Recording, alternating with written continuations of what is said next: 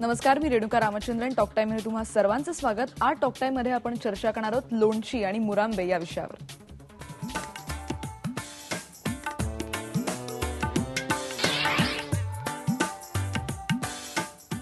उन्हाळा सुरू झाला आणि सुट्टीचे वेधही लागलेत. कैऱ्या बाजारात यायला सुरुवात झाली आहे. लोणचं कैरीचं असू दे किंवा लिंबाचं, वेगवेगळ्या प्रकारची लोणची आणि मुरंब्यांच्या वेगवेगळ्या रेसिपीज आज आपण जाणून घेणार आहोत.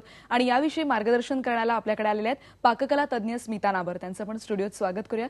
आपल्याला गंगाधर भुमरे प्रश्न विचारतायत पुण्याहून. विचारा. हा, विचारा प्रश्न. हा, हॅलो गंगाधर, तुमचा प्रश्न सलग पूर्ण करा प्लीज. हा गंगाधर, तुमचा प्रश्न विचारा प्लीज.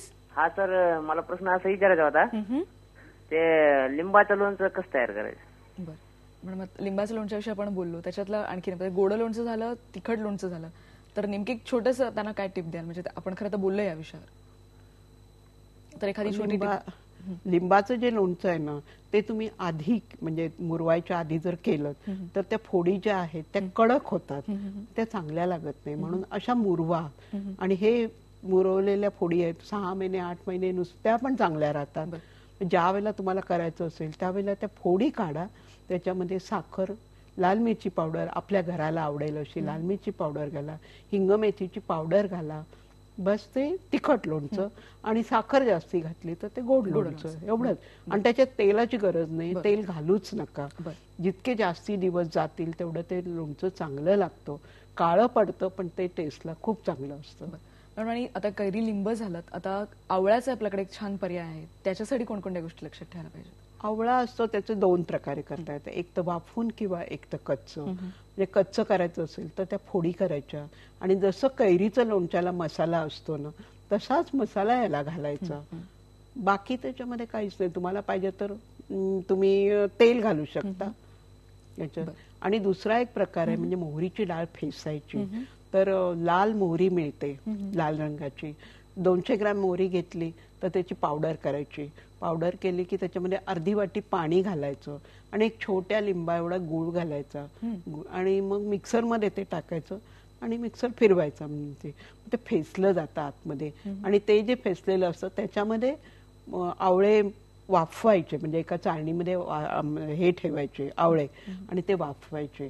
वाफवले की मग ते तुकडे करता येतात, त्याचे बिया काढून टाकायच्या.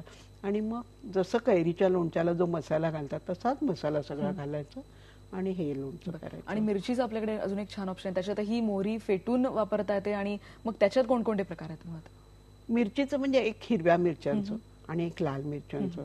तर हिरवी मिरची जी असते ती तिखटाला कमी मिरची घ्यायची. 1/2 किलो जर मिरची असेल, साधारण 1/2 किलोच घालावं, जास्ती घालू नये. तर 1/2 किलो मिरची असेल तर 1 चमचा त्याच्याकरता लिंबाचा रस लागतो. अर्धी चमची मोहरीची अर्धी वाटी मोहरीची डाळ लागते. तर लिंबाचा रस, मोहरीची डाळ ही रवीने घुसळायची, म्हणजे मिक्सरमध्ये नाही टाकायची, रवीने घुसळायची. त्याच्यामध्ये अर्धी वाटी मीठ घालायचं, 2 चमचे हिंग मेथीची पावडर घालायची आणि मग एक अर्धा चमचा हळद घालायची. आणि ती जी मिरची आहे ती अर्धी मिरची वाटून आणि अर्ध्या मिरचीचे तुकडे घालायचे. आणि जर तुम्हाला तेल पाहिजे असेल तर 1 वाटी तेल हिंग मोहरीची फोडणी घालून गार करायचं आणि ते गार केलेलं तेल याच्यात घालायचं. याला तेल नाही घातलं तरी चालतं. 1 टोपण विनेगरचं त्याच्यामध्ये घालायचं. आपल्याला प्रमोद पवार प्रश्न विचारतायत वाशिमहून. विचारा. हा, नमस्कार मॅडम. नमस्कार मॅडम, लोणचं म्हटलं की समोर येतं ते म्हणजे आंब्याचं नेमकं. आणि ग्रामीण भागामध्ये जेमतेम इतर लोणच्यापेक्षा आंब्याचंच लोणचं वापरतात जास्त. हे लोणचं टिकून ठेवण्यासाठी, अधिक काळ टिकून ठेवण्यासाठी नेमकं आपल्याला कुठल्या कुठल्या वस्तू टाकावं लागेल आणि जास्तीत जास्त सुरस आली, जास्तीत जास्त टिकून राहावं याच्यासाठी नेमकं आपल्याला काय काय टाकावं लागेल याबद्दल माहिती दिलीत? बरं, जास्तीत जास्त वेळ समज लोणचं टिकवायचं असेल तर त्याच्यात नॅचरलच इतक्या गोष्टी आहेत की ते टिकायला हरकत नाही. मीठ बरोबर पडलं ना तर सहसा लोणचं बिघडत नाहीच. आणि तुम्हाला खूप टिकवायचं असेल ते तर मग तुम्ही सोडियम बेन्झोएट घालू शकता ना त्याच्यामध्ये. 1 किलो कैरी असेल तर 1/3 चमचा सोडियम बेन्झोएट त्या ह्याच्यामध्ये घालू शकता. शिवाय 2 विनेगरची टोपणं, म्हणजे 2 टोपणं विनेगर घालू शकता त्याच्यामध्ये. याच्यामुळे ते टिकतच. आपल्याला संध्या गाडेकर प्रश्न विचारतात औरंगाबादहून. संध्या. हॅलो. हा संध्या. नमस्कार मॅडम. नमस्कार. संध्या गाडेकर बोलते. Hello madam. हा संध्या, तुझा प्रश्न सलग पूर्ण कर प्लीज. मॅडम मला ओल्या हळदीचं लोणचं कसं करतात ते विचारायचं. बरं, ओल्या हळदीचं लोणचं कसं करतात? ओल्या हळदीचे बारीक बारीक तुकडे करायचे, पण त्याच्यामध्ये ना आलं घातलं तर चांगलं लागतं. थोडंसं आलं चिरून घालायचं आणि आपली लाल मिरचीची पावडर, मोहरीची डाळ, पण हे तेवढं टिकत नाही. मोहरीची डाळ घालायची, मीठ घालायचं, बस एवढंच फासायचं सगळं.